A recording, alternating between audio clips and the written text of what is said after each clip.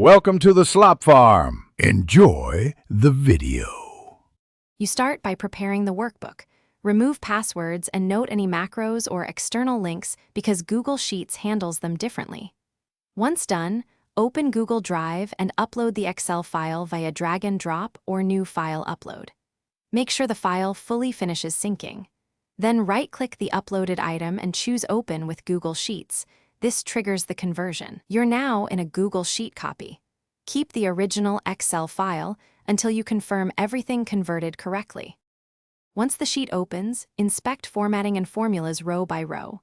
You'll notice merged cells or conditional formatting that shifted. Correct column widths and wrap settings to match intent.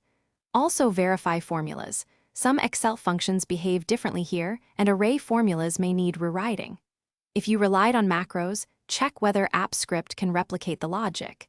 If not, plan manual steps. Make incremental saves and use version history to compare. This middle stage preserves functionality. While adapting features, you're finishing by configuring access and testing. Set share permissions for viewer, commenter, or editor as required, and choose link sharing or specific emails. If collaborators still need Excel, export back to XLSX and verify critical sheets after export. Make a final pass for formulas and protected ranges. If something breaks, revert to the original file, simplify the problematic sheet, and re-upload smaller chunks to isolate the issue. Remember, incremental testing and version history are your quickest troubleshooting tools. Thanks for watching. Consider subscribing if we helped you today.